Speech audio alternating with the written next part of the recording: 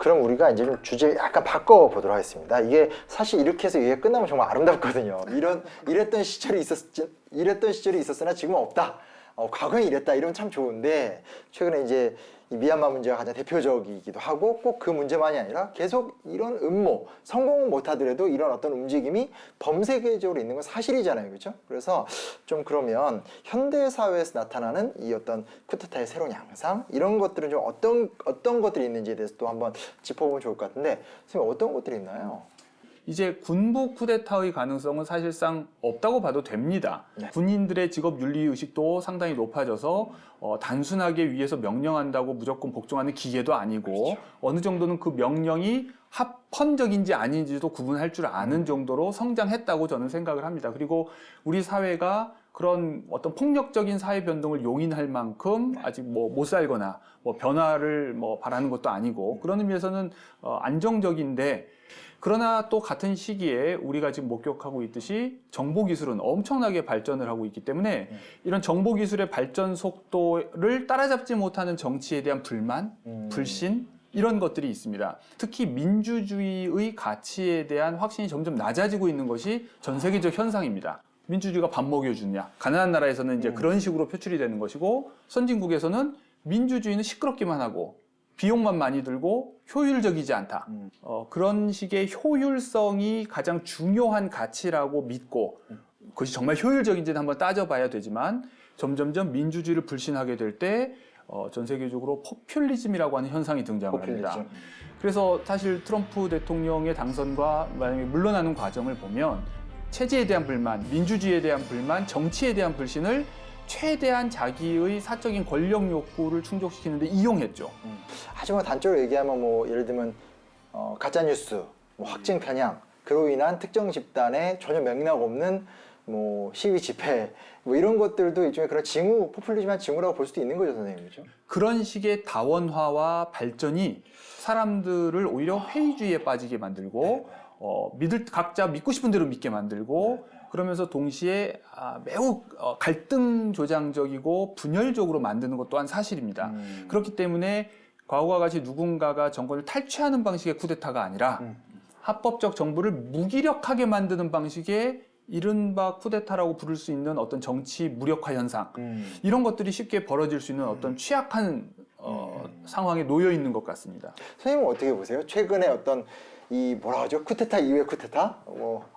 이 상황을 보신다면요? 사회심리학자의 말로 한국은 생존 불안이 큰 사회라고 합니다. 그걸 이제 교묘하게 이용할 수 있는 게 바로 반공이죠. 반공. 5.18 때도 그 북한의 비정규 인원이 침투한다. 그걸 일반 시민들이 또 믿었다고 그래요. 대표적인 예가 전옥주라든지 차명숙. 거리 방송하시는 분들이 네, 있죠? 한국인의 그 불안한 심리를 그런 식으로 이용하지 말라는 법이 없다. 그러니까 이제 그 쿠데타가 자기를 정당화하기 위해서 동원하는 수사라는 것이 항상 이제 질서 유지 그리고 이제 외부 침입에 대해서 안전을 보장한다는 것 그리고 이제 경제적 번영을 자기들이 약속한다는 것 이런 것들입니다. 네. 이것이 이제 효율성을 구성하는 요소들인데 마찬가지로 우리가 그것이 먹힌다는 얘기는 그와 관련해서 불안을 가지고 있다는 얘기거든요. 그렇죠. 그거는 우리가 가지고 있는 제도나 사회나 질서에 대해서 확신을 가지고 있지 못하고 동요할 때 그런 심리적 취약성을 뚫고서 야심가들이 그런 무모한 행동들을 할 수가 있는 거죠. 그런 의미에서 오늘날도 어떤 쿠데타의 주체가 군인이 될 수는 없을지 몰라도 국민들이 계속해서 양극화가 심해질 때 경제적으로 추락할 거라고 하는 불안감이 있으면 그 문제를 해결해 줄 수 있다고 하는 사람들에게 휘둘릴 수 있고 핵심은 우리가 우리 스스로 좀 자신감을 가지고 그리고 너무 불안해하지 않고 어떤 경우에도 우리가 스스로 법적 절차를 통해서 문제를 해결할 수 있다고 하는 자기 자신감을 좀 가질 필요가 있다. 민주주의에 대해서 너무 불신을 하지 말고 그것을 신뢰할 때에 오히려 문제는 해결되지만 오히려 그걸 불신하고 자꾸 불안해하면서 그 해결을 어디선가 어떤 영웅적 인물이나 어떤 우리와는 다른 탁월한 어떤 능력자가 해결해 줄 수 있을 거라고 생각할 때 나폴레옹과 같은 인물 또는 박정희와 같은 인물을 희구하는 방식으로 갑자기 금융 엘리트가 될 수도 있고 기술 엘리트가 될 수도 있고 또는 어떤 존재가 우리를 지배하게 될지 모르는 거죠. 그러니까 미국 같은 경우 말씀하신 대로 이민 문제가 있고 또 유럽 같은 경우 난민 문제가 있는데 우리나라 같은 경우는 어떤 게 좀 이런 민주주의를 파괴하는 요소로 선생님 혹시 보시나요? 그 중에 하나는 저는 이제 경제적 추락에 대한 공포 이런 것들이 아직 남아 있다고 생각을 하고요. 이건 양극화가 사실 심해져서. 이제 그 뭐라 해야 되나 젊은 세대로 갈수록 예. 이 이야기가 나오면 대화를 못할 정도로 이제 막 그러니까 뭐 분노와 예. 억울함과 아주 쉽게 말하면 아까도 이제 그 6사 8기생 말씀하셨지만 그 얘기를 아마 가장 절절하게 이해할 건 전 20대들이라고 생각하거든요. 그러니까 나도 능력이 있는데 나에게 이 사회는 기회가 없다라든지 뭐 갑자기 부동산 값이 올라가는데 뭐 내가 버는 월급으로는 죽었다 깨어나 따라갈 수 없고 이런 게 사실 좀 절감되는 부분이 있어서 그래서 역사를 공부해야 된다고 생각하는 게요. 네. 그 오늘날 부동산 파동이라든지 이런 것이 다 근원이 박정희 시대의 강남 난개발에서 시작된 겁니다. 그러니까 꼭 오늘날의 현상이 잘 됐다는 건 아닙니다. 그러나 오늘날과 같은 이런 현상이 왜 벌어졌는지 어디에서부터 시작됐는지 이거를 젊은 세대들이 못나거나 지식이 부족해서 모르는 것이 아니라 그 시대에 살지 않았기 때문에 모르는 겁니다. 그러니까 그 시대에 살았던 사람들이 이 시대에는 이렇고 이런 모순이 있었다는 것을 기록해 줌으로써 정확한 역사에 대한 현상을 전달해 주는 것이 중요하다고 생각하는 그러니까 거죠. 단순하게 지금 그 불만을 덮어주는 게 문제가 아니라 그렇죠. 어느 시대든지 모순과 한계는 있기 때문에 그런 사회적 인식을 또 역사에 대한 지식을 좀 이렇게 갖춰 나가면 객관적 판단과 어떤 좀 그런 건전한 도전 같은 게 가능해요. 그것이 왜 생겼는가? 제가 늘 하고 싶었던 얘기가 있습니다. 오늘날도 그렇지만 한국 경제 발전의 원동력은 수출입니다. 대외 수출을 늘리려면 무엇보다도 수출 단가가 낮아야 됩니다. 그러면 수출 단가가 낮으려면 무엇이 필요하겠습니까? 농산물 가격이 낮아야 됩니다. 쌀값이 낮아야 됩니다. 그러면 쌀값이 낮아지면 어떤 현상이 벌어지게 될까요? 농촌이 피폐하게 됩니다. 그럼 피폐해진 농촌 인구는 어디로 유입되게 될까요? 그건 도시 공장 노동자로 유입이 되어서 당시 비하에서 말한 공순이 공돌이로 바뀌는 겁니다. 이렇게 볼 때 대한민국 수출을 진흥한 것은 공순이 공돌이, 즉 공장 노동자 내지 이 싼 값으로 곡물을 제공한 농부, 이 사람들이 경제 발전의 원동력이었지 어떻게 독재로서 회기로 한 박정희가 원동력이었냐라는 것은 저는 도저히 찬성할 수가 없습니다. 그 독일의 고속도로를 건설한 것은 아우토반이죠.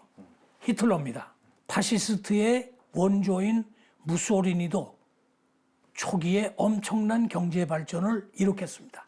그런데도 불구하고 오늘날 히틀러, 무소리니, 전두환을 찬양한 사람은 아무도 없습니다. 그런데 똑같은 행위를 한 박정희가 어떻게 경제 발전의 원동력이 될 수 있었단 말입니까? 영국의 존 액튼경이 지적했듯이 권력은 부패하고 절대 권력은 절대 부패합니다. 선생님 오늘 그 구조적인 말씀 많이 해주셨는데 이게 자본주의랑 민주주의는 같이 가는 거 아닌가요? 이거 어떻게 되나요? 뭐 반드시 인과관계가 있다고 얘기할 수는 없죠. 왜냐하면 이게 같이 가야 된다 그러면은 고대 그리스의 민주주의는 자본주의도 아니었는데 어떻게 그렇죠, 가느냐 그렇죠. 이런 얘기를 할 수 있는데 중요한 건 어쨌든 오늘날 우리가 조금 이제 민주주의에 대해서 신뢰를 점점점 못하게 되는 이유 중에 하나는 세상의 변화와 비교했을 때 정치적 결정이 느리기 때문에 답답해하는 것인데 그것은 일부러 고안된 브레이크 장치입니다. 감속하면서 서로의 판단을 조금이라도 더 모아서 더 나은 결정을 내리기 위한 장치입니다. 여기에 대해서 지금 이제 젊은 세대들이 그 효과를 느끼지 못하는 것, 그건 굉장히 안타까운 사실이고 그런 의미에서 기성세대, 특히나 정치에서 직업적으로 일을 하고 있는 사람들이 좀 더 유능해져야 된다고 생각합니다. 그러나 다만 그 유능함이라고 하는 것이 정치가 마땅히 추구해야 할 그 감속의 가치 또는 서로 더 지혜를 모으고 더 합리적인 결정을 내려고 노력하려고 하는 그것을 버리려는 것이 아니라 그것을 오히려 더 철저히 해야 된다는 것입니다. 그러나 아직까지 정치가 그 점에서 유능함을 제대로 보여주지 못하고 유권자들의 신뢰를 얻지 못하고 있기 때문에 점점 사람들이 어떤 지름길을 찾는 거죠. 뭐 비트코인이라든지 주식이라든지 또는 영혼까지 끌어모아서 집 하나 만들어야 하는 방식으로라도 해서 지름길로 부자가 되려고 하고 지름길로 출세하려고 하는 이 심리, 이것을 어떻게 하면 해결해야 될지, 이거는 한 사회가, 우리 사회가 함께 지혜를 모아야 될 일이라고 생각합니다. 얘기를 쭉 듣다 보니까 결국은 이제 속도라는 유혹이 큰 문제인 것 같아요. 그러니까 과거에는 너무 가난하니까 뭐 빨리 소위 말하는 조국 근대화를 빨리 이루기 위해선 부정한 짓 할 수 있다 였다라면, 또 최근에는 사회가 고도화가 됐기 때문에 또 고도화된 사회로 풀어가는 것도 굉장히 복잡한데 그 복잡성을 또 인정하지 않고 그냥 빨리 뭐 기업 봐라, 누구 CEO 갑자기 대박 났더라, 비트코인 투자했더니 몇십억의 부자가 됐더라, 욜로의 삶을 살 수 있더라, 이런 게 항상 또 문제가 되는데, 선생님 말씀하신 부분이 참 의미가 있는 게 결국 속도도 의미가 있지만 민주주의가 갖고 있는 감속의 의미, 또 그게 단순하게 그냥 느리게 가자는 것이 아니라 결국은 많은 사람들이 충분히 수기해서 정말 의미 있는 대안적 결정을 내려서 사회를 바꿔나가는 하나의 틀거리가 돼야 된다, 뭐 이런 말씀이신 거죠. 그렇죠? 너무 잘 정리해 주셨습니다. 공감이 되기도 하고 저도 같은 의견이어서요. 진위를 망각한 무리들의 무기력한 행위는 규탄되고 시정되어야 하는 부인할 수 없는 에서 가난을 몰아내고 번영의 기틀을 마련했습니다. 1979년 10월